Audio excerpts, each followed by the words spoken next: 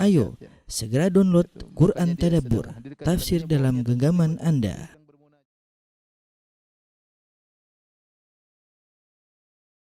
Bismillahirrahmanirrahim. Assalamualaikum warahmatullahi wabarakatuh. Alhamdulillahi ala ihsanih wa syukru lahu ala taufiqihi wa amtinanih. Wa asyhadu an la ilaha illallah wahdahu la syarika lahu ta'ziman li sya'nih. Wa asyhadu anna Muhammadan abduhu wa rasuluhu da'ila ridwanih. Allahumma salli alaihi wa ala alihi wa ikhwani.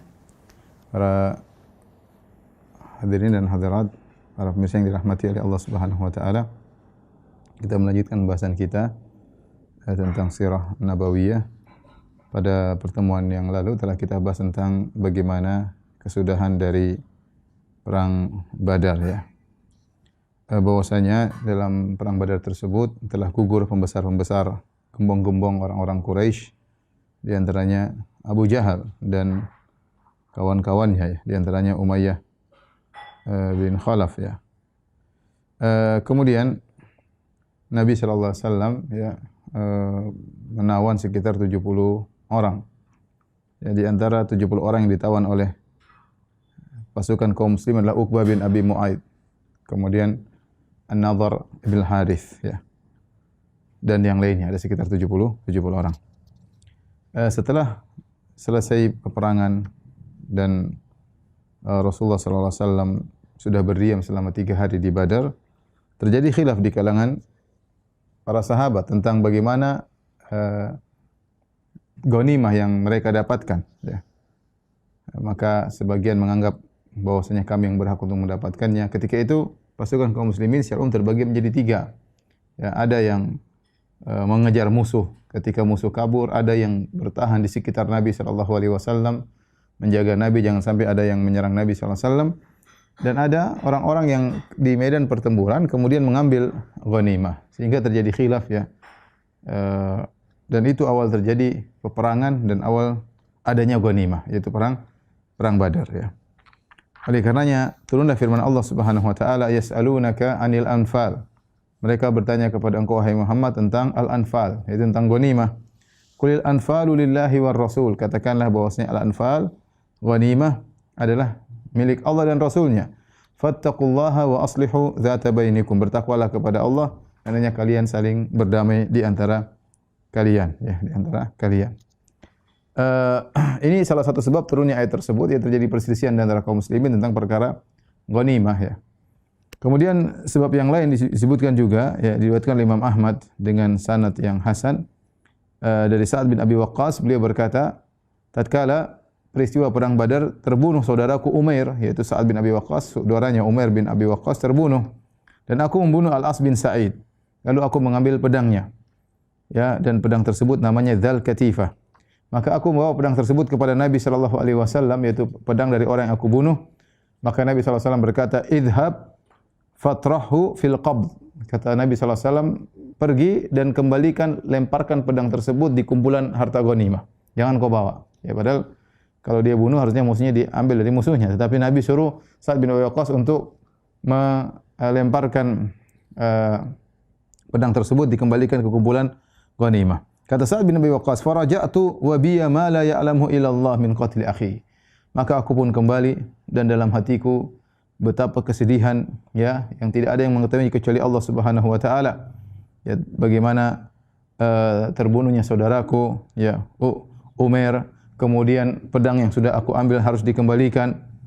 Tidak lama aku baru berjalan sebentar, tiba-tiba turun surat Al-Anfal, ya, yas'alunaka 'anil anfal. Kata Nabi sallallahu alaihi wasallam, "Idhhab fa khudh sayfaka." Pergilah dan ambillah pedangmu. Pergilah dan ambillah pedangmu. Jadi dalam riwayat yang lain Nabi sallallahu alaihi wasallam berkata, ya, "Kunta sa'altani sayf." Tadinya engkau wahai Sa'ad bin Abi Waqqas, engkau meminta kepadaku pedang, dariku pedang. "Wa laisa huwa li." Dan pedang itu bukan milikku. "Wa innahu qad wuhiba li." Dan sekarang pedang itu jadi milikku, fa huwa laka, dan aku berikan kepada engkau. Ya, jadi sebagaimana yang aturannya, ya, ghanimah, ya, wa'lamu annama ghanimtum min syai'in fa anna lillahi wa li rasulihi, ya. kata Allah Subhanahu wa taala, ketahuilah bahwasanya apa yang kalian dapatkan dari ghanimah, ya, bahwasanya itu adalah milik Allah dan Rasulnya. Maka aturannya ketika ada ghanimah, ya, maka Rasulullah SAW mengambil 1/5 dan sisanya kemudian Rasulullah SAW bagi-bagikan kepada para pejuang. Fa'lamu annama ghanimtum min syai'in fa anna lillahi khumusahu wa lirrasuli wa lidzil qurba dan seterusnya. Jadi 1/5 diambil oleh Nabi, sisanya dibagi-bagikan kepada para pejuang. Para muslim yang dirahmati oleh Allah Subhanahu wa taala, ya. Dan ghanimah adalah syariat khusus buat umat Islam. Dahulu umat-umat Nabi terdahulu ketika ada peperangan di antara mereka, mereka tidak boleh mengambil ghanimah. Kalau sudah mereka menang, maka ghanimah tersebut dikumpulkan, lantas turun api dari langit membakar ghanimah tersebut. Itu berarti menunjukkan perang mereka diterima oleh Allah Subhanahu wa taala. Ya, makanya dalam hadis, ya, Nabi SAW mengatakan, "Innallaha a'tamana al-ghanaim rahmatan rahimana biha wa takhfifan khaffafahu anna lima alima min dha'fina." Kata Nabi SAW, sungguhnya Allah memberi kita, ya, karunia ghanimah sebagai rahmat, yang dengan rahmat tersebut Allah merahmati kita, dan sebagai keringanan bagi kita tatkala Allah tahu bagaimana lemahnya kita, ya. Demikian juga dalam hadis kata Nabi SAW, "U'titu khamsan lam yu'tahunna ahadun minal anbiya'i qabli." Aku diberikan keistimewaan, ya, yang tidak diberikan kepada nabi-nabi sebelumnya. Di antaranya kata Nabi SAW, "Wa uhillat liyal ghanaim," dan dihalalkan bagiku ghanimah. Jadi ghanimah ini adalah kekhususan umat Islam, ya. Kekhususan umat Islam. Kita bisa bayangkan bagaimana nabi-nabi terdahulu kalau mereka perang, kemudian mereka dapat harta peperangan, mereka tidak boleh ambil sama sekali. Dikumpulkan kemudian datang api membakar ghanimah tersebut. Kata Nabi SAW, "Kanat tanzilu minas sama'i narun fatakuluha." Turun api dari langit kemudian makan ghanimah tersebut. Baik. Di tengah perjalanan setelah Nabi SAW membagi ghanimah, maka Nabi SAW memerintahkan untuk dibunuh Nadhr bin Harith dan Uqbah bin Abi Mu'aid. Ya, Nadhr bin Harith. Ketika Rasulullah SAW sampai suatu tempat namanya Safra, maka Rasulullah SAW memerintahkan untuk membunuh Nadhr bin Harith. Dialah pemegang bendera kaum musyrikin pada perang Badar, dan dia adalah termasuk gembong-gembongnya orang-orang Quraisy. Dan dia adalah orang yang paling banyak bikin makar kepada Islam dan sering menyakiti Rasulullah sallallahu alaihi wasallam. Nadhr bin Harith inilah yang pernah berkata tentang Al-Qur'an, "In hadza illa asatirul awwalin." Ini hanyalah, ya, dongeng-dongeng terdahulu. Bahkan dia pernah menantang Nabi sallallahu alaihi wasallam, dia mengatakan, "Wa idz qalu Allahumma in kana hadza huwal haqqu min 'indika fa amtir 'alaina hijaratan minas sama' aw i'tina bi'adzabin alim." Kata Nadhr bin Harith, kalau ini Al-Quran benar-benar datang dari Engkau, ya Allah, maka turunkanlah hujan batu kepada kami, atau timpakanlah aku azab yang pedih, ya. Timpakanlah aku azab yang pedih. Kata sebagian ulama, doa dia dikabulkan oleh Allah Subhanahu wa taala, maka dia dibunuh ketika selesai perang Badar. Dan dialah yang memang suka cari perkara, dan dialah juga yang pernah datang kepada orang-orang Yahudi kemudian minta pertanyaan apa yang bisa ditanyakan kepada Muhammad agar bisa menghentikan dakwahnya. Kemudian orang Yahudi mengatakan, tanyalah kepada dia tentang, di antaranya tentang Ashabul Kahfi, tentang Dzulqarnain, tentang ruh, sebagaimana pernah kita jelaskan dalam surat Al-Kahf. Intinya dia ini selalu cari perkara dan termasuk pembesar kaum Quraisy. Maka di tengah jalan di antara 70 orang tersebut adalah Nadhr bin Harith. Maka Rasulullah SAW menyuruh sahabat untuk membunuhnya, maka dia pun dipenggal lehernya oleh Ali bin Abi Thalib radhiyallahu taala anhu. Kemudian Rasulullah SAW berjalan lagi dengan pasukan bersama 70 tawanan, ya, berkurang satu, tinggal 69. Sampai di satu tempat namanya Irqi Dhabiyah. Maka Rasulullah memerintahkan Asim bin Thabit bin Abil Aqlah untuk memenggal kepala Uqbah bin Abi Mu'aid. Uqbah bin Abi Mu'aid, sebagaimana kita jelaskan pada pertemuan kemarin, dialah yang pernah menghina Nabi SAW ketika Nabi SAW sedang sujud di depan Ka'bah. Kemudian dia mengambil kotoran isi perut onta, kemudian dia letakkan di atas pundak Nabi SAW. Sampai akhirnya Nabi SAW tidak bangkit-bangkit dari sujudnya karena kotoran banyak memenuhi pundak Nabi SAW. Kemudian datanglah Fatimah radhiyallahu taala anha membersihkan kotoran tersebut, baru kemudian Nabi bangkit dari sujudnya sebagaimana kita jelaskan kemarin dalam kisah Ibnu Mas'ud radhiyallahu taala anhu. Demikian juga ya, dia juga diriwayatkan yang pernah menginjakkan kakinya di leher Nabi sallallahu alaihi wasallam ketika Nabi sedang sujud. Ya, Uqbah bin Abi Mu'aid ini seorang yang sangat brengsek dan kurang ajar ya. Ketika Nabi memerintahkan untuk membunuh Uqbah bin Abi Mu'aid, maka dia berkata minta belas kasih dari Nabi sallallahu alaihi wasallam. Dia berkata, "Man li sibyah ya Muhammad." Wahai Muhammad, siapa yang ngurus anak-anak kecilku? Mungkin dia punya anak kecil di Mekah. Kata Nabi sallallahu alaihi wasallam, "An-nar," neraka. Kata para ulama maksudnya dia mengatakan, "Ya Rasulullah, siapa yang mengurus anak-anakku? Siapa yang mentarbiyah mereka? Siapa yang memberi makan kepada mereka?" Ingin mengambil hati Nabi sallallahu alaihi wasallam agar Nabi mengasihinya, kasihan kepadanya. Nabi berkata, "An-nar." Kamu neraka jahanam, anak-anakmu urusan Allah Subhanahu wa taala ya. Kamu ke neraka jahanam, anak-anakmu urusan Allah Subhanahu wa taala. Maka kemudian dia pun dipenggal, dan dua orang inilah adalah min syarri ibadillah, termasuk tokoh-tokoh Quraisy yang sangat kurang ajar di fase waktu Nabi masih di Mekah, yaitu Nadhr bin Harith dan juga Uqbah bin Abi Mu'aid. Kemudian Rasulullah SAW pun berjalan menuju ke kota Madinah ya. Dari Badar menuju Madinah kira-kira mungkin 130 kilo ya. Saya sering ke sana dulu ya. Kira-kira 130 kilometer ya. Kira-kira ya. Kurang lebih sekian kilometer. Maka Nabi SAW mengutus dua orang berjalan lebih dahulu, yaitu Abdullah bin Rawahah dan Zaid bin Harithah. Nabi utus keduanya lebih cepat ke depan untuk memberi kabar gembira kepada kaum muslimin di kota Madinah. Maka Abdullah bin Rawahah pergi ke A'alil Madinah, yaitu ke daerah-daerah ya seperti daerah Kuba dan yang lainnya. Kemudian adapun Abdullah bin Rawahah pergi ke daerah bawah kota Madinah untuk memberikan kabar gembira tentang kemenangan kaum muslimin di kota Madinah. Maka sampailah Zaid bin Harithah di Madinah pas ngepasi Usama, putranya Usama bin Zaid lagi sedang meratakan tanah di atas kuburannya Ruqayyah. Ruqayyah yaitu putrinya Nabi sallallahu alaihi wasallam. Kan kita sudah jelaskan ketika Nabi hendak berperang, perang Badar, Utsman bin Affan mau ikut tapi enggak boleh. Nabi suruh Utsman bin Affan untuk ngurusi istrinya Ruqayyah bintu Muhammad sallallahu alaihi wasallam, tetapi qadarullah Ruqayyah meninggal dunia. Ya, Usama ketika itu sedang meratakan kuburan Ruqayyah, maka datanglah bapaknya Zaid, ya. Kemudian maka dikatakan kepadanya, "Dzaka abuka hina qadim." Itu ayahmu. Maka aku pun datang menuju ayahku, sementara Zaid bin Harithah sedang berdiri. Kemudian dia berkata dengan suara yang lantang, "Qutila Utbah bin Rabi'ah." Utbah bin Rabi'ah telah terbunuh. Wa Syaibah bin Rabi'ah telah terbunuh. Wa Abu Jahal bin Hisham telah terbunuh. Wa Nubaih wa Munabbih, anak-anak Al-Hajjaj telah terbunuh. Wa Umayyah bin Khalaf telah terbunuh. Aku berkata kepada ayahku, "Ya abati ahaqqun hadza?" Wahai ayahku, benar ini berita? Qala na'am wallahi ya bunayya. Benar demi Allah wahai putraku. Ya. Ini kabar gembira kepada para sahabat di kota Madinah. Demikian juga Abdullah bin Rawahah. Maka Abdullah bin Rawahah dia pergi ke arah bagian tinggi kota Madinah, kemudian dia berteriak.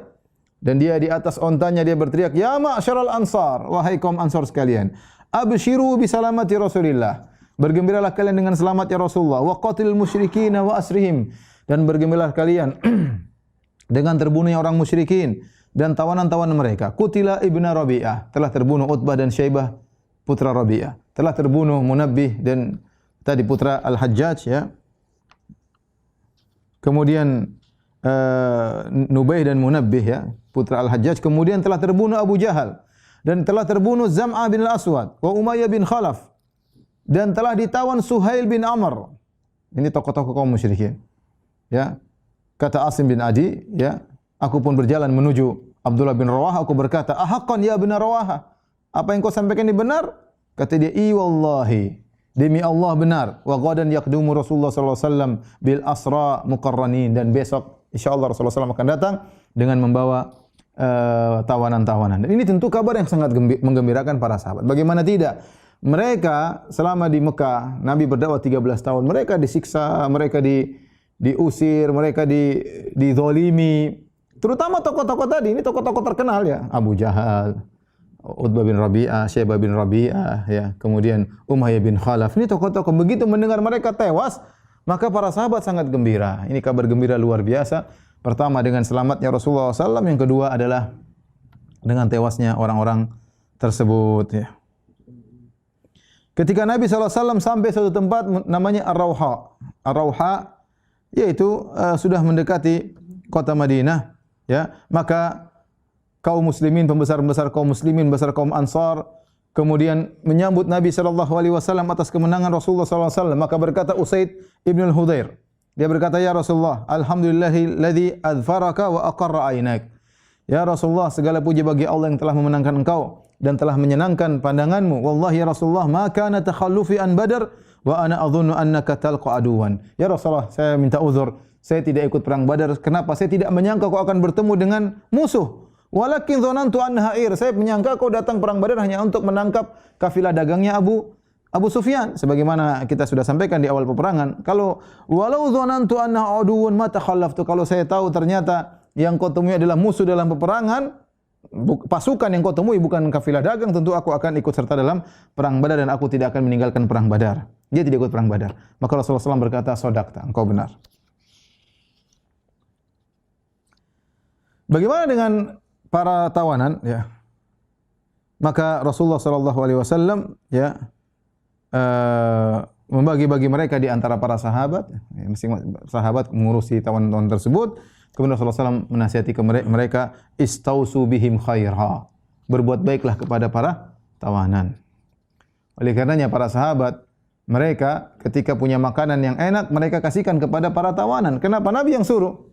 Kata Nabi SAW, istausu bihim khairha. Berbuat baiklah kepada mereka. Di antaranya yang diceritakan oleh Abu Aziz, saudaranya Mus'ab bin Umair. Dan dia ketika itu menjadi tawanan dalam tawanan perang Badar. Dia berkata, Qultu fi rahtin minal ansar. Aku bersama sekelompok orang Ansar, yaitu tidak sampai 10 orang. Fakanu idza qaddamu ghada'ahum ya au asya'ahum khassuni bil khubz. Kalau mereka lagi makan, maka mereka kaum Ansar mengkhususkan roti untukku. Wa akalu tamar, sementara mereka hanya makan korma. Tidak tahu bahwasanya makanan yang enak adalah roti, ya. Gandum sudah diolah jadi roti itu makanan enak tatkala dahulu, sampai sekarang roti lebih enak daripada korma, ya. Tetapi mereka tidak makan gandum, mereka tidak makan roti. Roti yang mereka dapatkan mereka khususkan, mereka berikan kepada tawanan yang kafir, yang musyrik. Sementara mereka hanya makan korma. Kenapa? Liwasiyati Rasulullah sallallahu alaihi wasallam iyyahum bina, karena Rasulullah SAW telah mewasiatkan mereka untuk berbuat baik kepada kami, ya. Sampai tidak seorang pun, kata Abu Aziz, sampai tidak seorang pun dari mereka yang memakan sepenggal roti pun, sepotong roti pun tidak ada. Kalau ada sepotong roti, langsung diberikan kepadaku. Fa astahi, aku pun malu. Fa arudduha ala ahadihim, aku pun kembalikan. Masa aku tawanan, aku makan roti, mereka makan korma, ya. Ya. Masa demikian. Aku malu, aku kembalikan kepada mereka. Fa yurduha alayya ma yamassuha. Mereka tidak mau pegang, mereka kembalikan lagi kepadaku. Subhanallah, kisah yang sangat menakjubkan, ya. Oleh karenanya mereka mengamalkan firman Allah Subhanahu wa taala, wa yut'imuna at'ama ala hubbihi miskinan wa yatiman wa asira. Sungguhnya mereka memberi makanan yang mereka suka dengan makanan tersebut. Ala hubbihi, yaitu mereka suka dengan makanan tersebut, mereka berikan kepada miskinan, yatiman wa asira. Orang miskin, anak yatim, dan kepada asir, kepada tawanan. Ini Allah mengajarkan kepada kita di antara ciri-ciri orang yang beriman, mereka kalau memberi makan kepada fakir miskin, memberi makan kepada anak-anak yatim, memberi makan kepada tawanan, bukan makanan-makanan sisa, tapi makanan yang mereka sukai. Makanya Allah mengatakan wa yut'imuna at'ama ala hubbihi. Mereka memberi makanan yang mereka suka dengan makanan tersebut. Kepada siapa? Yatiman, miskinan, yatiman wa asira, kepada orang miskin, anak yatim, kepada tawanan, ya. Dan mereka terapkan. Bayangkan ada korma, ada roti lebih enak tentunya, ya. Tapi roti mereka kasihkan kepada tawanan yang musyrik kafir, sementara mereka makan korma. Dan ini akhlak yang mulia dari kaum muslimin kepada para tawanan. Kenapa Rasulullah SAW menyuruh demikian? Ini juga kata para ulama dalil bahwasanya kita boleh berbuat baik kepada orang kafir. Orang kafir, ya, meskipun mereka non muslim, jika seorang Islam berbuat baik kepada dia, ya, sebagai insaniyah, sebagai kemanusiaan, niatnya karena Allah, maka dia dapat pahala. Boleh membantu orang orang kafir dalam hal kebaikan sebagaimana para sahabat memberi makan kepada Asra Badar, kepada tawanan perang Badar ya. Taib. Setelah itu Rasulullah sallallahu alaihi wasallam berbincang-bincang dengan para sahabat tentang bagaimana apa yang harus mereka lakukan kepada tawanan-tawanan ini ya. Imam Muslim meriwayatkan dalam sahihnya, juga Imam Ahmad dalam musnadnya dari Ibnu Abbas radhiyallahu ta'ala anhuma, maka Nabi berkata kepada Abu Bakar dan Umar, tidak ada wahyu turun, maka Nabi diskusi terutama kepada mereka berdua. Kata Nabi sallallahu alaihi wasallam, "Ma tarawna fi haula'il usara?" Bagaimana pendapat kalian berdua, wahai Abu Bakar dan Umar, tentang tawanan-tawanan ini, apa yang harus kita lakukan ya? Yang terbunuh baru 2, masih ada 68, masih banyak. Baru Uqbah bin Abi Mu'aid, gembong jahat, Nadhr bin Harits juga gembong orang-orang Quraisy. Yang lain bagaimana? Ya. Maka Abu Bakar berkata, "Ya Nabi Allah." Pendapat kata Abu Bakar, wahai Nabiullah, "Hum banul ammi wal ashira." Mereka saudara-saudara kita sama-sama Quraisy. Anak-anak paman-paman kita, anak-anak kabilah-kabilah kita. Ara an ta'khudha minhum fidyah. Menurutku jangan dibunuh. Kita minta tebusan aja dari orang-orang Mekah untuk menebus mereka ini. Fatakuna lana quwwatan 'alal kuffar. Kalau kita dapat tebusan, kita punya harta, ini sebagai kekuatan bagi kita untuk melawan orang kafir. Fa asallahu an yahdiyahum lil Islam. Semoga Allah beri hidayah kepada mereka. Sebenarnya perkataan Abu Bakar ini bijak ya. Sudah ya Rasulullah, enggak usah dibunuh, terima aja tebusan, bebaskan mereka. Kita dapat harta untuk melawan orang kafir, dan siapa tahu mereka dapat hidayah. Setelah Abu Bakar berbicara, Nabi bertanya kepada Umar, "Ma tara ya Ibn al-Khattab?" Menurut kamu bagaimana ya Umar? Kata Umar, "La wallahi ya Rasulullah." Tidak ya Rasul. Demi Allah tidak sebagaimana perkataan Abu Bakar. Ma ara alladhi ara Abu Bakar. Menurutku aku tidak sependapat dengan Abu Bakar. Walakinni ara antumakkinna fanadriba a'naqahum. Tapi menurutku izinkanlah kami untuk sembelih leher-leher mereka, untuk kami penggal leher-leher mereka. Fatumakkina aliyan min aqil fayadrib unuqahu. Caranya bagaimana Rasulullah? Kata Umar, Ali bunuh Aqil. Aqil saudaranya Ali, sama-sama bin Abi Thalib. Ali bin Abi Thalib, Aqil bin Abi Thalib. Tapi Aqil dalam safnya kaum musyrikin. Jadi Umar mengajarkan caranya saudara bunuh saudara. Jadi Umar bilang caranya ini tawanan, jangan, tapi yang saudara bunuh saudara. Caranya gimana? Ali bin Abi Thalib suruh bunuh kakaknya Aqil, bunuh. Suruh penggal ya.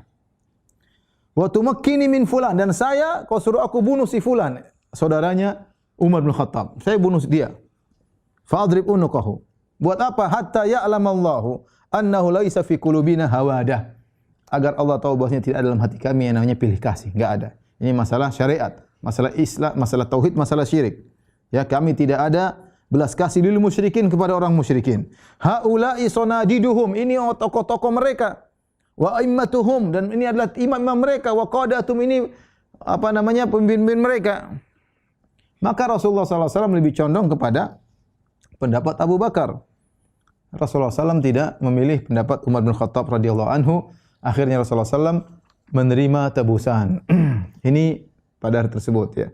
Keesokan harinya, falamma kana minal ghad, ji'tu, kata Umar tatkala besok harinya, aku datang, fa idza Rasulullah SAW wa Abu Bakrin qa'idaini yabkiyan. Tiba-tiba aku mendapati Abu Bakar dan Nabi SAW sedang duduk dan mereka berdua sedang menangis. Qultu ya Rasulullah, aku berkata ya Rasulullah, akhbirni min ayyi syai'in tabki anta wa sahibuka. Kabarkanlah kepadaku ya, kenapa kalian berdua menangis, engkau dan sahabatmu Abu Bakar. Wahai Rasulullah, kenapa Anda berdua menangis? Fa in wajadta bukaan fa bakaitu. Kalau memang ada sebab kalian berdua menangis, aku akan ikut menangis. Wa illam ajid bukaan, kalau saya tidak bisa menangis karena sebab tersebut, tabakaitu li bukaikuma, aku akan pura-pura menangis karena kalian berdua menangis. Faqala Rasulullah SAW kemudian berkata, abki lilladzi arada alayya ashabuka min akhdhihimil fida. Aku menangis kenapa? Ya, karena ya tawaran sahabat-sahabatmu itu, para sahabat menawarkan, memberi ide kepadaku untuk mengambil tebusan dari para tawanan. Laqad urida alayya adzabuhum adna min hadhihi syajarah. Sungguh telah ditampakkan kepadaku bahwasanya azab hampir menimpa mereka, para sahabat tersebut, yang azab tersebut lebih dekat daripada pohon ini. Artinya itu adalah kesalahan. Ya. Maka Allah pun, dan wa anzalallahu azza wa jalla, dan Allah turunkan firman-Nya, ma kana linabiyyin an yakuna lahu asra hatta yuthkhina fil ard turiduna aradad dunya wallahu yuridul akhirah wallahu azizun hakim. Kata Allah Subhanahu wa taala, tidak pantas bagi nabi ya untuk memiliki tawanan-tawanan sampai dia banyak membasmi orang-orang musyrikin. Ya. Jadi nanti seakan-akan Allah berkata, ya Rasulullah, kalau kau ingin punya tawanan nanti, sekarang masih di awal, kau harus menunjukkan kekuatan, harus menggentarkan orang musyrikin dalam peperangan, tidak ada tawanan, bunuh. Ya. Hatta yuthkhina fil ard, itu sampai engkau memiliki kekuatan dengan banyak membunuh orang-orang musyrikin. Turiduna aradad dunya wallahu yuridul akhirah. Kalian menginginkan dunia sementara Allah menginginkan akhirat. Wallahu azizun hakim, dan Allah Maha perkasa lagi Maha bijak. Jadi ternyata ada sebagian sahabat memiliki ide untuk menerima fidyah. Kenapa? Karena ada keinginan duniawi. Allah mengatakan di sini, turiduna aradad dunya. Keinginan duniawi inilah yang kemudian menjadikan Allah mencela mereka. Hampir-hampir mereka ditimpa azab dari Allah Subhanahu wa taala, ya. Beda dengan Nabi dan Abu Bakar ketika mereka menerima fidyah bukan karena dunia tapi karena untuk menguatkan pasukan kaum muslimin. Ya. Laula kitabun minallahi sabaqa lamassakum fima akhadhtum adzabun azim. Kata Allah, kalau bukan karena sudah tertulis di Lauhil Mahfuz ya bahwasanya kalian boleh mengambil ghanimah dan kalian boleh menerima fida, menerima tebusan, maka kalian akan ditimpa azab yang pedih gara-gara apa yang kalian ambil. Fakulu mimma ghanimtum halalan thayyiba, maka makanlah dari harta ghanimah dengan halal dan baik. Wattaqullah, bertakwalah kepada Allah, innallaha ghafurur rahim. Sungguhnya Allah Subhanahu wa taala Maha Pengampun lagi Maha Penyayang. Tapi para pemirsa yang dirahmati oleh Allah Subhanahu wa taala, jadi inilah ya, dalam peristiwa ini banyak ulama mengatakan bahwasanya ide Umar lebih tepat daripada ide Abu Bakar, ya. Karena idenya Umar dibenarkan oleh Allah Subhanahu wa taala. Harusnya Rasulullah SAW di awal peperangan tidak usah menerima tawanan, ya.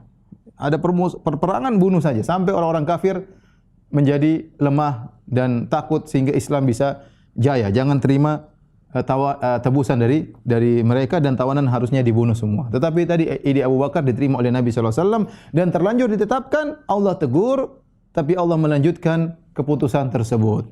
Ya, Allah melanjutkan keputusan tersebut, keputusan yang dipilih oleh Abu Bakar dan Nabi sallallahu alaihi wasallam. Ibnu Qayyim rahimahullahu taala menyebutkan ada hikmahnya. Benar bahwasanya Nabi sallallahu alaihi wasallam ditegur oleh Allah karena ternyata ada sebagian sahabat ingin menerima tebusan karena keinginan dunia.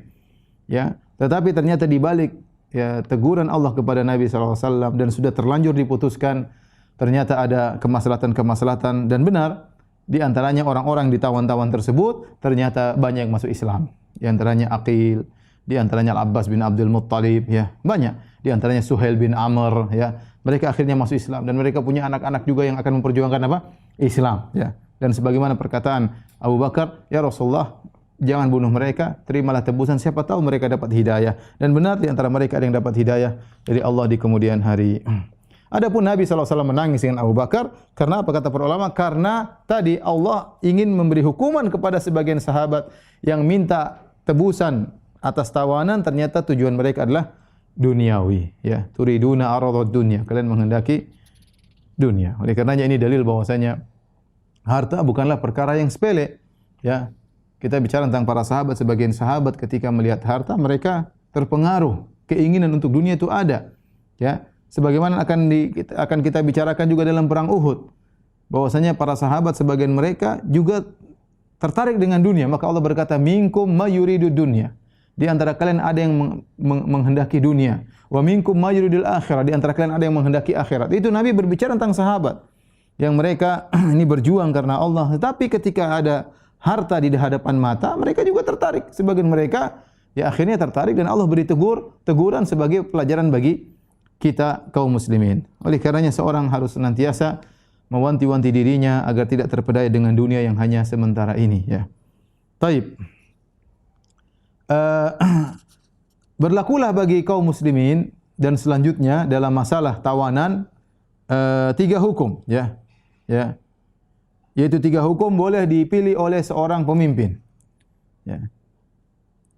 Di antaranya boleh dibunuh tawanan. Apa yang dilakukan oleh seorang pemimpin dalam peperangan, kalau terjadi peperangan antara kaum muslimin dan orang-orang non-muslim, kemudian akhirnya selesai peperangan dan banyak tawanan, apa yang boleh dilakukan oleh seorang pemimpin? 3 pilihan disyariatkan. Yang pertama boleh membunuh, yang kedua boleh menerima tebusan, dan yang ketiga boleh membebaskan tanpa ada tebusan sama sekali. Dan ini dipraktikkan tiga-tiganya oleh Nabi sallallahu alaihi wasallam.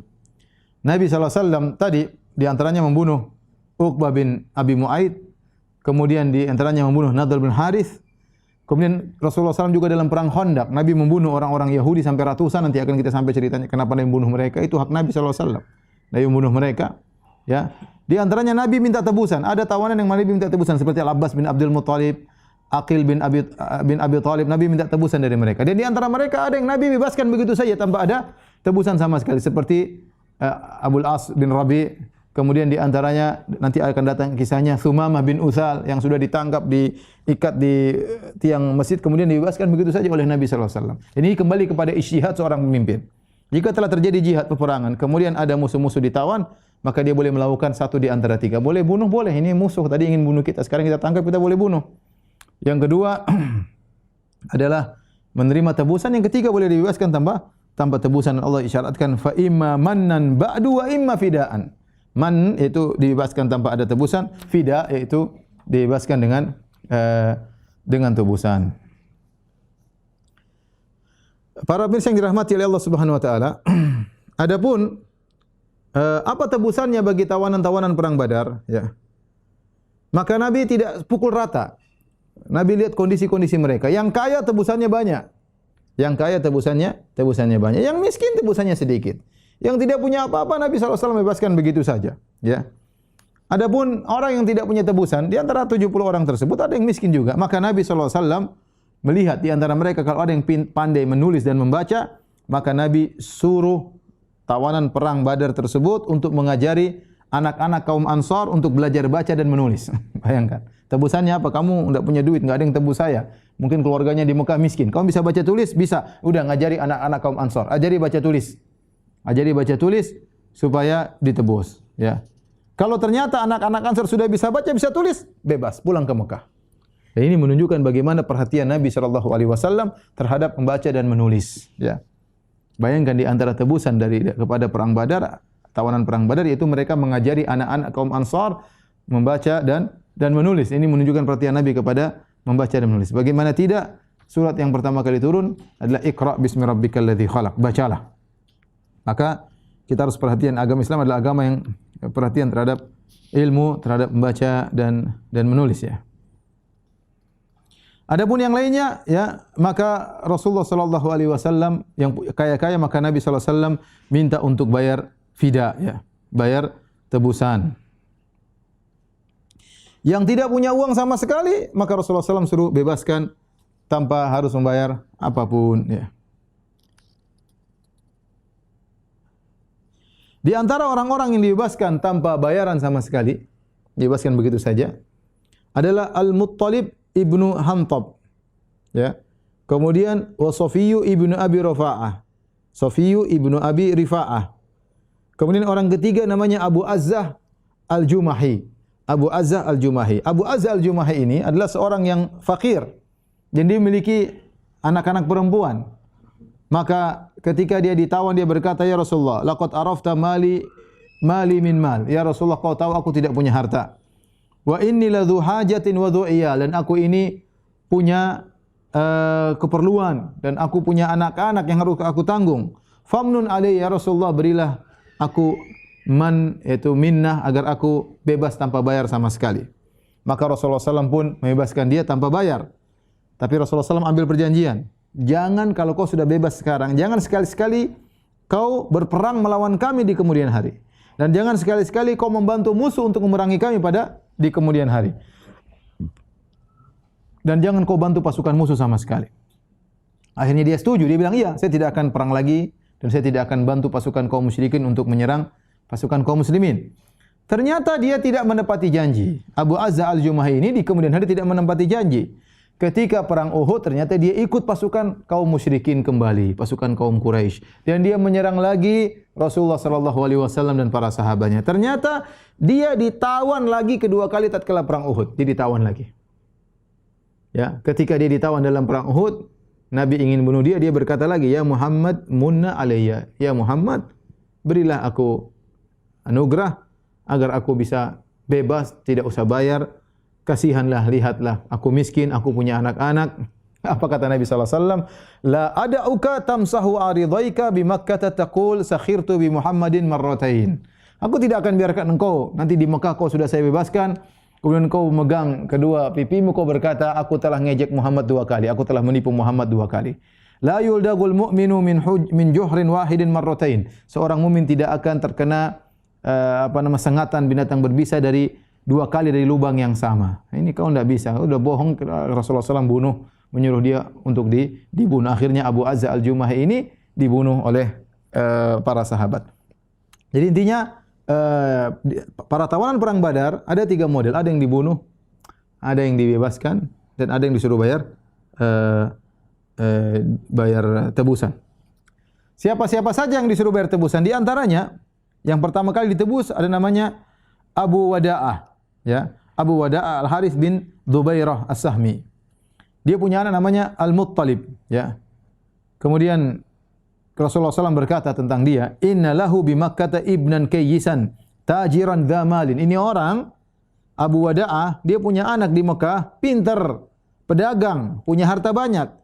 Wa ka'annakum bihi qad ja'akum fi talabi fida'i abi. Seakan-akan dia sebentar lagi datang dan kemudian meminta untuk menebus ayahnya. Dan benar, apa yang difirasatkan oleh Nabi ternyata benar. Ya, ketika telah tersebar berita sampai di Mekah bahwasanya Rasulullah SAW meminta tebusan, Muhammad minta tebusan, maka apa kata orang Quraisy? La ta'jalu bi fida'i asrakum la ya'rab alaikum Muhammadun wa ashabuhu. Jangan cepat-cepat kasih tebusan, jangan dulu. Nanti Muhammad naikkan harga, tebusannya dikasih mahal lagi. Sudah, jangan dulu kasih. Maka Al-Muttalib, anaknya Abu Wada'ah, dia berkata, "Sadaqtum, kalian benar. Ya, jangan langsung kita kasih tebusan. La ta'jalu, jangan terburu-buru." Ketika mereka sudah merasa Al-Muttalib setuju dengan mereka, tiba-tiba wan salla minal lail, malam-malam dia segera keluar menuju ke kota Madinah, kemudian dia tebus bapaknya dengan 4.000 dirham. 4.000 dirham. Lumayan 4.000 dirham, ya. Kalau zaman dahulu sekitar 10 dirham atau 12 dirham itu sama dengan 1 dinar. Coba kalau kita konversikan sekarang, ya. Saya hitung dulu sebentar. Taruhlah dirham 12 dirham sama dengan 12 dinar, berarti 4.000 bagi 12 sama dengan 3 kali 4,25 sama dengan berarti sekitar 1 kilo 416 gram emas kira-kira. Jadi tebusannya 1,5 kilogram emas. Ini saya konversikan kira-kira, ya. Apalagi kalau kita bilang 10 dirham 1 dinar lebih banyak lagi. Ya kira-kira 1,5 kilogram emas untuk menebus bapaknya. Lumayan, ya. Ya. Dan kata Ibnu Katsir, wa kana hadza awwala asirin fudiyah. Ini adalah tawanan yang pertama yang ditebus. Kemudian Suhail bin Amr. Suhail bin Amr ini siapa? Dia adalah seorang ahli khatibnya Quraisy dan dia mufawwah, yaitu kalau ngomong hebat, ya, provokator, berorasi sangat hebat. Dan Umar radhiyallahu anhu tahu ini orang Suhail bin Amr ini kalau ngomong luar biasa dan dia suka menghabisi Nabi sallallahu alaihi wasallam dengan khutbah-khutbahnya. Maka apa kata Umar? Ya Rasulullah, sebelum dibebaskan, da'ni anzi' saniyatay Suhail bin Amr yadla'u lisanahu, ya, fala yakumu alayka khatiban fi mautin abadan. Ya Rasulullah, izinkanlah aku cabut giginya ini, biar dia enggak bisa khutbah-khutbah lagi nanti di kemudian hari. Kalau dia mau khutbah, biar dia lidahnya keluar, enggak bisa ngomong lagi. Sudah, biarkan saya cabut giginya.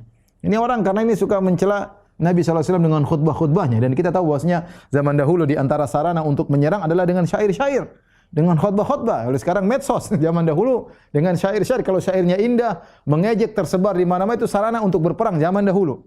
Itu di antara sarana media sosial di zaman dahulu, di antaranya adalah khutbah, di antaranya adalah ceramah-ceramah atau syair-syair, ya. dan ini sering khutbah untuk menjatuhkan Nabi sallallahu alaihi wasallam, maka kata Umar, izinkan saya untuk cabut giginya biar dia enggak bisa khutbah lagi.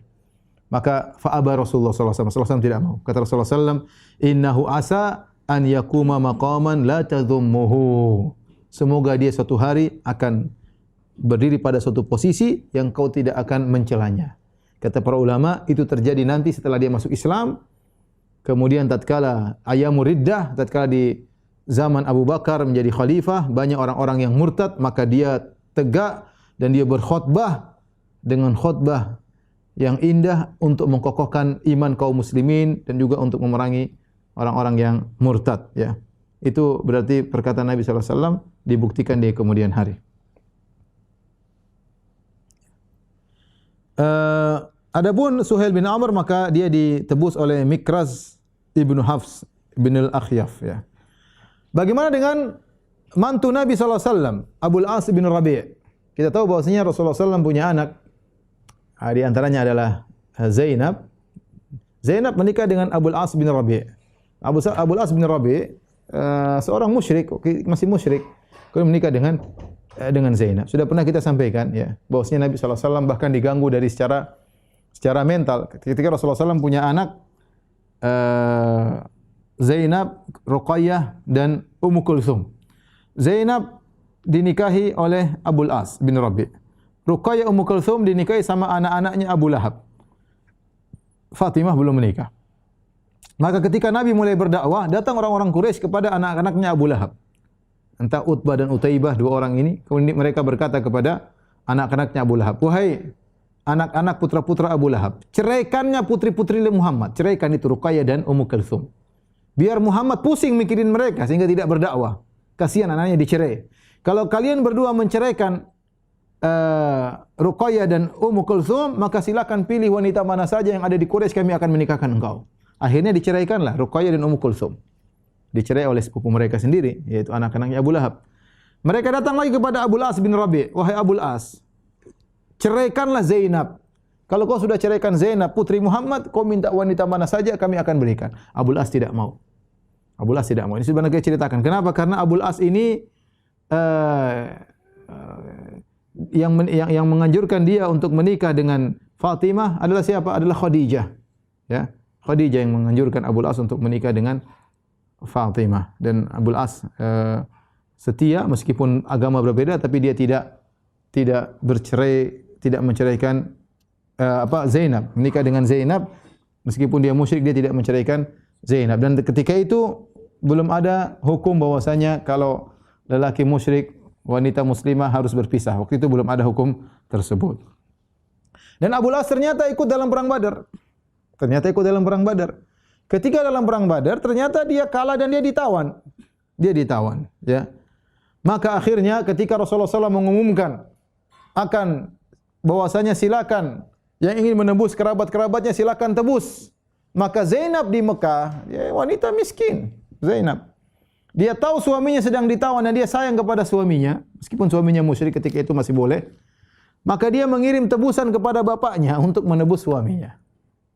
Apa yang dia kirim? Yang dia kirim adalah kalung ibunya Khadijah radhiyallahu taala anha. Kalung ini adalah kalung yang Khadijah berikan kepada Zainab ketika malam pengantin dengan Abul As. Jadi Khadijah yang kalung biasa dia pakai, dia lepas, kemudian dia berikan kepada Zainab, kemudian agar Zainab menjadi cantik untuk bertemu dengan pasangannya Abul As di malam pengantin tersebut. Rupanya Zainab tidak punya apa-apa, maka dia lepaskan kalungnya, kemudian dia kirim ke Nabi sallallahu alaihi wasallam untuk menebus suaminya. Kata Aisyah radhiyallahu taala anha, "Falamma ra'aha Rasulullah sallallahu alaihi wasallam raqalaha riqqatan syadidatan." Tatkala Nabi sallallahu alaihi wasallam melihat kalung tersebut, maka Nabi pun sangat sedih. Kenapa ini kalung? Mengingatkan beliau kepada Khadijah radhiyallahu taala anha. Ini kalung pernah lama dipakai oleh istri yang sangat dia cintai, Khadijah radhiyallahu taala anha. Ya, yang hidup bersama Nabi 25 tahun, tidak pernah mengangkat suara di hadapan Nabi sallallahu alaihi wasallam, yang mengorbankan seluruh hartanya buat Rasulullah sallallahu alaihi wasallam. Istri yang sangat salehah, yang sangat dicintai oleh Nabi sallallahu alaihi wasallam. Sudah lama Nabi berpisah dari Khadijah setelah dia meninggal dunia. Tiba-tiba ada kalung tersebut datang mengingatkan kembali Nabi kepada Khadijah radhiyallahu taala anha. Akhirnya Nabi tidak mengambil kalung tersebut. Nabi minta izin kepada para sahabat dan itu sebenarnya hak Nabi. Ya, mau bebaskan, mau bunuh, mau terima terima tebusan terserah Nabi. Tapi Nabi berkata kepada para sahabat, "In ra'aitum an tutliqu laha asiraha." Bagaimana menurut kalian kalau Zainab kita bebaskan tawanannya, wa taruddu 'alaiha alladhi laha, dan kalian kembalikan kalungnya, faf'alu, maka lakukanlah. Qalu na'am, para sahabat mengatakan, "Ya Rasulullah." Maka mereka pun melepaskan Abul As. Kemudian mereka mengembalikan Abul As ya kepada Zainab, kemudian kalungnya pun dikembalikan kepada Zainab. Tapi Rasulullah SAW mengambil janji dari Abul As, lepaskanlah Zainab, biar Zainab menyusulku di kota Madinah. Ya. Zainab ketika hendak berhijrah dari Mekah menuju Madinah, dia berangkat bersama Bani Kinanah. Ya. Kemudian ternyata dia dikejar oleh orang-orang Quraisy, maka akhirnya dia disusul oleh seorang namanya Habbar ibn al-Aswad. Habbar ibn al-Aswad ini maka dia mengejar ontanya Zainab, kemudian dia pun menombak ontanya Zainab sampai ontanya Zainab pun jatuh. Ketika itu Zainab dalam kondisi hamil. Maka Zainab pun ikut terjatuh. Kemudian akhirnya keguguran, keluarlah darah dari perutnya ya. Kemudian akhirnya dibawa pergi. Dibalikkan ke kota Mekah. Sampai akhirnya Rasulullah SAW mengirim Zaid bin Harithah.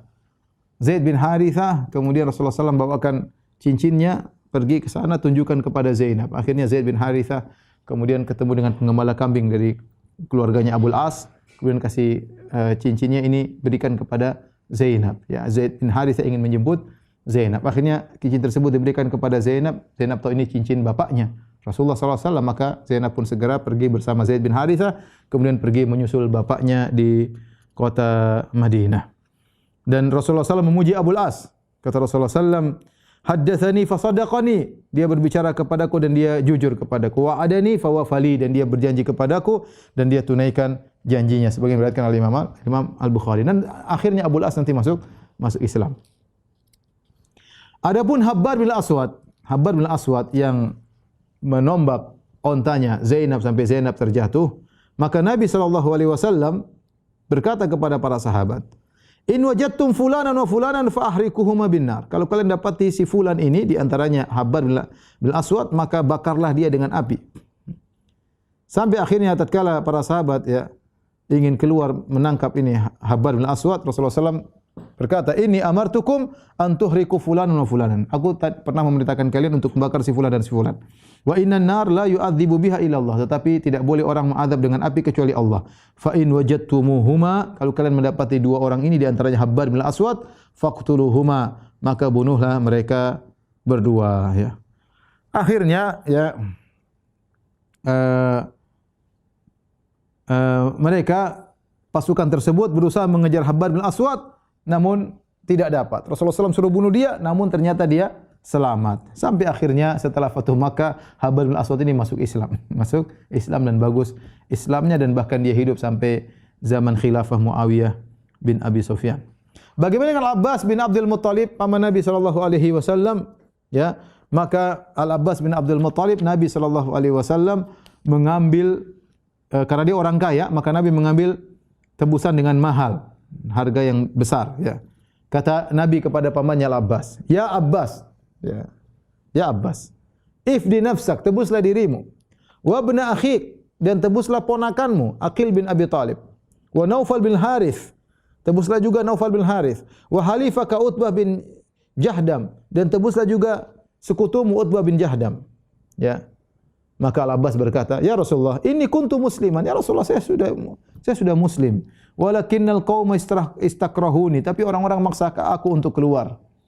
Kata Nabi, "Allahu a'lamu bi islamika." Allah lebih tahu dengan Islam benar atau tidak. "Iyyakuma tad'i haqqan, fallahu yajzika bidzalik." Kalau apa yang kau katakan kau sudah masuk Islam sebelumnya, sungguhnya kau keluar karena dipaksa, maka Allah akan berikan pahala kepadamu. "Wa amma zahiru amrika," adapun zahirnya dirimu, faqad kana alaina, kau menyerang kami. "Fafdi nafsak," kalau gitu tebuslah dirimu. Maka Rasulullah SAW pernah mengambil 20 uqiyah zahab, yaitu jumlah yang besar. Ya. Maka Al-Abbas berkata, "Ya Rasulullah, ihsibha min fidaya. Uang yang pernah saya berikan kepadamu emas, potonglah dengan uang tersebut sebagai tebusanku. Kata Rasulullah SAW, la, tidak, dzalika syai'un a'tanahu Allahu minka. Itu sudah lalu. Itu Allah kasih kami lewat kamu. Enggak bisa dipotong dengan pemberianmu dulu. Ya, sekarang engkau bayar baru. Al-Abbas berkata, innahu laisa limal. Ya Rasulullah, aku tidak punya harta. Rasulullah SAW berkata, fa ainal malu alladhi wada'tahu bi Makkah? Mana hartamu yang kau simpan di Mekah? Haitsu kharajta inda Ummil Fadl bintil Harith. Ketika kau mau keluar ikut perang Badar, kau titipkan hartamu kepada Ummul Fadl, istrimu. Walaysa ma'akum ahadun ghairukuma, dan tidak ada orang selain kalian berdua saja ketika itu. Fakulta, dan kau berkata kepada istrimu, in usibtu fi safari hadza, kalau ternyata aku meninggal dalam safarku kali ini, falil fadli kadza, berikanlah kepada Fadl putraku sekian, wali Kusam, anakku Kusam juga sekian, dan Abdullah bin Abbas putranya juga sekian. Terus kau bilang kau tidak punya harta? Bukankah kau pernah berkata begitu dengan istrimu? Maka Al-Abbas berkata, ketahuan, walladzi ba'atsaka bil haqq ma alima bihadza ahadun minan nas ghairi wa ghairaha. Demi Allah yang mengutus engkau dengan kebenaran, tidak tahu kejadian ini kecuali saya dengan istriku. Wa inni la alamu annaka rasulun, aku tahu engkau adalah Rasulullah. Ya, yang penting bayar. Maka disuruh bayar Al-Abbas bin Abdul Muttalib. Bahkan sebagian kaum Ansar datang kepada Rasulullah. Mereka berkata, ya Rasulullah, sudahlah pamanmu Al-Abbas enggak usah bayar. Enggak usah bayar, ya. Mereka minta Rasulullah SAW tidak usah bayar. Kata Rasulullah SAW berkata, wallahi la tadharuna minhu dirhaman. Harus bayar, jangan sampai 1 dirham pun dia tidak bayar, padahal pamannya sendiri. Ya, apa hikmahnya? Kenapa Nabi kenceng sama Al-Abbas, padahal pamannya sendiri? Ya, kata para ulama agar orang-orang tahu bahwasanya Nabi tidak pilih kasih. Al-Abbas, ya, duit banyak, ikut perang Badar, harus bayar fidyah, bahkan fidyahnya lebih mahal daripada yang lainnya. Ya, fidyahnya lebih mahal daripada yang lainnya. Ya. Taib. Al-Imam Al-Bukhari bercerita tentang Al-Abbas bin Abdul Muttalib dari Anas bin Malik radhiyallahu anhu. Jadi Abbas ini hartanya banyak, ya. Utiyan Nabi sallallahu alaihi wasallam bimalin minal Bahrain. Satu hari datanglah harta yang banyak dari Bahrain. Faqala unsuruhu fil masjid. Kata Nabi, sebarkanlah, bukalah harta tersebut di masjid. Dan adalah wa kana aktsaru malin utiya bi Rasulullah SAW. Ini harta yang paling banyak yang pernah dihadirkan kepada Nabi sallallahu alaihi wasallam. Maka Rasulullah SAW ketika kharaja ila salat walam yaltafit ilaihi. Rasulullah SAW salat, Rasulullah tidak perhatikan dengan harta tersebut. Ini datang dari Bahrain, Rasulullah suruh taruh di masjid, Rasulullah salat tidak peduli dengan harta tersebut. Setelah selesai salat, maka Rasulullah SAW pun duduk di hadapan harta tersebut. Ya, tidak ada orang pun yang lewat kecuali Nabi kasih. Tidak ada orang lewat kecuali Nabi kasih. Nabi bagi-bagi harta tersebut. Ja'ahul Abbas, kemudian datang pamannya Al-Abbas bin Abdul Muttalib. Al-Abbas bin Abdul Muttalib datang pamannya. Ini setelah di Madinah, ya, setelah dia masuk Islam, ya. Kemudian dia berkata, ya Rasulullah, a'tini, ya Rasulullah, bagi dong hartamu kepadaku. Fa inni fadaitu nafsi wa fadaitu aqilan. Bukankah dalam perang Badar aku telah menebus diriku ya Rasulullah dengan harta yang banyak. Aku telah menebus ponakanku Aqil bin Abi Thalib harta yang banyak. Kalau gitu berikanlah hartamu tersebut. Kata Nabi, khudz, ambil. Maka dia pun ambil bajunya, dia kasih. Harta banyak. Harta banyak, kemudian dia ingin pikul, ternyata dia tidak mampu. Dia mau angkat, tidak mampu. Maka Al-Abbas berkata, ya Rasulullah, umur ba'dahum yarfa'uhu ilayya. Ya Rasulullah, tolong suruh sebagian sahabat untuk ngangkatin aku di atas, biar aku, ya, panggul aku bawa pergi. Kata Rasulullah SAW, la, farfa'hu anta alai. Ya, engkau angkat sendiri. Ya, kata Nabi, enggak, engkau angkat sendiri. Al-Abbas berkata lagi, farfa'hu anta alayya. Kalau gitu kau ya Rasulullah, bantu aku ngangkat ini harta. Terlalu banyak dia ambil, dia memikul enggak kuat. Suruh orang lain bantu, kata Nabi, enggak, angkat sendiri. Kalau gitu engkau ya Rasulullah, bantu aku. Kata Rasulullah, la, angkat sendiri. Akhirnya dia tidak bisa pikul, dia kurangi. Al-Abbas kurangi. Kemudian dia ingin pikul lagi, ternyata enggak mampu lagi. Kata dia, Rasulullah, suruh orang untuk angkat. Kata Rasulullah, la, enggak. Kalau gitu engkau bantu aku ya Rasulullah. Kata Rasulullah, enggak. Dia kurangi lagi, fanathara minhu, dia kurangi lagi. Sampai akhirnya dia pun paksa dan dia pun pikul emasnya tersebut atau harta tersebut. Tsumman talaqa, kemudian dia pergi. Famazala Rasulullah SAW yutbi'uhu basarahu. Rasulullah SAW ngikutin ngelihat pamannya tersebut sampai hilang dari pandangan Rasulullah SAW. Ajaban min hirsihi. Rasulullah begitu takjub dengan semangat dia untuk membawa harta tersebut. Ya. Kemudian ada orang lewat Nabi bagi sampai ketika Rasulullah SAW berdiri tidak ada satu dirham pun yang tersisa. Subhanallah, ini dalil bagaimana Rasulullah SAW tidak ada kepedulian dengan harta sama sekali. Ketika harta banyak itu kalau Nabi mau ambil semua terserah Nabi SAW. Tapi Nabi SAW tidak perhatikan harta tersebut, Nabi bagi-bagi, tidak satu dirham pun tersisa Nabi ambil. Sama sekali semuanya Rasulullah SAW bagi kepada para sahabat. Ya. Dan Rasulullah SAW memuliakan pamannya. Ya. Rasulullah SAW pernah berkata kepada para sahabat, Hadzal Abbasu ammu nabiyyikum. Ini Al-Abbas bin Abdul Muttalib, paman Nabi kalian. Ajwadu Quraisyin kaffan. Dia orang yang sangat dermawan. Wa awsaluha, dan orang yang paling suka menyambung silaturahmi. Nabi puji pamannya tersebut. Pamannya juga memuji Nabi SAW. Ada seorang bertanya kepada Al-Abbas, Anta akbar am Rasulullah? Siapa yang lebih tua, engkau atau Rasulullah? Siapa yang lebih besar, engkau atau Rasulullah? Maka kata Al-Abbas bin Abdul Muttalib, Huwa akbaru minni. Dia lebih tua daripada aku. Wa wulidtu ana qablahu, tapi saya lahir lebih dahulu daripada Nabi SAW. Artinya Al-Abbas mengagungkan ponakannya Rasulullah SAW. Demikian juga di antara sahabat yang atau orang ingin menebus tebusan adalah Jubair bin Mut'im radhiyallahu anhu. Ketika dia masih musyrik, ya, dia pergi ke Madinah untuk menebus tebusan. Di antara kerabatnya ada yang tertawan dalam perang Badar. Maka dia pun pergi ke Madinah ingin menebus tawanan tersebut. Kemudian ternyata dia mendapati Nabi sedang salat maghrib. Dan Nabi ketika salat maghrib, Nabi baca surat Wat-Tur wa kitabim mastur fi raqim mansyur dan seterusnya sampai firman Allah, Am khuliqu min ghairi syai'in am humul khaliqun. Apakah mereka diciptakan tanpa ada pencipta ataukah mereka menciptakan diri mereka sendiri? Dia berkata, Kada qalbi yatir. Ketika aku mendengar firman Allah, Am khuliqu min ghairi syai'in, apakah mereka diciptakan tanpa Tuhan ataukah mereka ciptakan diri mereka sendiri? Hampir-hampir jantungku lepas. Ya, dan itu bisa jadi sebab dia tertarik dengan Islam dan akhirnya beliau pun masuk Islam. Ya, kata beliau, awwalu ma waqaral imanu fi qalbi, itulah awalnya iman masuk dalam hatiku. Ya, gara-gara mendengar satu ayat yang dibaca oleh Nabi sallallahu alaihi wasallam. Kata Jubair bin Mut'im, setelah Rasulullah SAW salat maghrib, aku pun menemui Nabi. Dia masih musyrik. Kemudian dia berkata, Ya Rasulullah, aku ingin menebus tawananku dari kerabatku.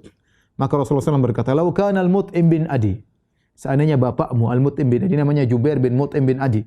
Kalau bapakmu masih hidup, fakallamani fahaula'i natna la taraktuhum lahu. Seandainya bapakmu masih hidup kemudian datang berkata kepadaku, Hai Muhammad, bebaskan mereka, aku akan bebaskan mereka seluruhnya. Kalau bapakmu masih hidup. Tapi bapakmu sudah mati.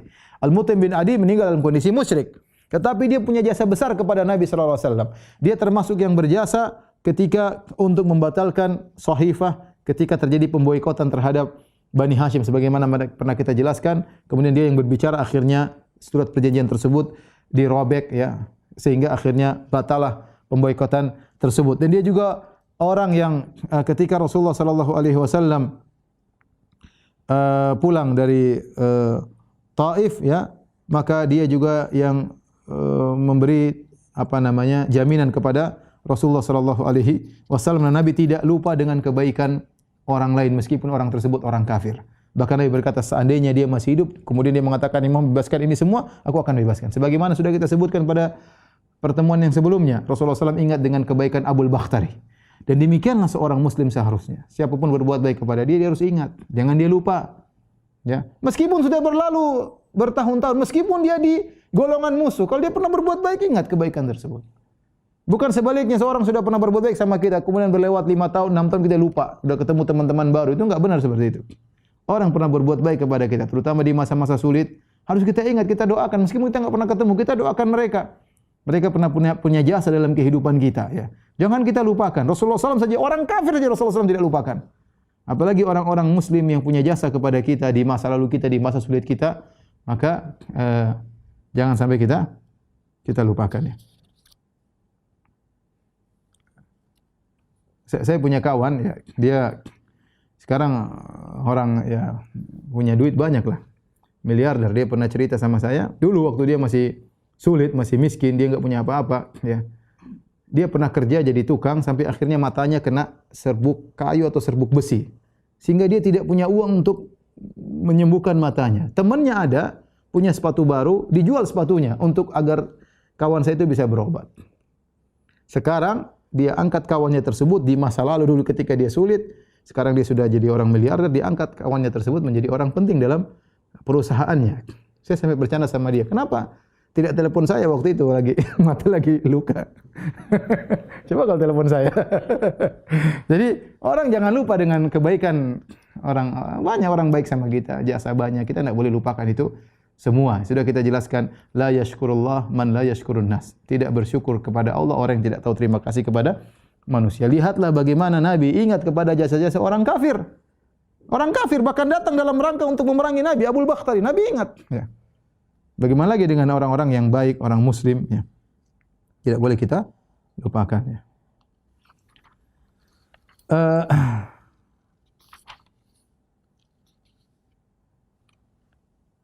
Taib, di penghujung pembahasan kita ingatkan kembali tentang bagaimana keutamaan para sahabat yang ikut serta dalam perang Badar, ya. Sebagaimana telah kita sebutkan ketika Jibril bertanya kepada Nabi, "Kaifa ahlu Badar fikum?" Bagaimana menurut kalian para peserta perang Badar? Kata Nabi sallallahu alaihi wasallam, "Hum indana afadhilun nas." Mereka adalah orang-orang terbaik di antara kami. Maka kata malaikat Jibril, demikian juga para malaikat yang ikut serta dalam perang Badar adalah malaikat-malaikat yang terbaik, ya. Demikian juga bagaimana kita sebutkan tentang Hatib bin Abi Balta'ah radhiyallahu ta'ala anhu yang dia melakukan kesalahan, ya, dari perang Badar sampai ketika menjelang Fatu Makkah, yaitu 6 tahun kemudian setelah perang Badar dia melakukan kesalahan. Dia mengirim surat kepada orang-orang musyrikin tentang rencana Nabi untuk menyerang kota Makkah. Akhirnya ketahuan, akhirnya Umar pun marah, ya, sampai Umar mengatakan, "Izinkan aku penggal lehernya Rasulullah." Maka Rasulullah SAW berkata, "Alaysa min ahlil Badar?" Bukankah Hatib bin Abi Balta'ah pernah ikut perang Badar? La'alla Allah ta'ala ala ahli Badar. Bisa jadi Allah melihat kepada para peserta perang Badar. Kemudian Allah berkata, "I'malu ma syi'tum faqad wajabat lakumul jannah." Lakukanlah apa yang kalian lakukan, sungguhnya telah wajib bagi kalian masuk surga. Dalam riwayat yang lain, "Qad ghafartu lakum." Sungguh aku telah mengampuni kalian, ya.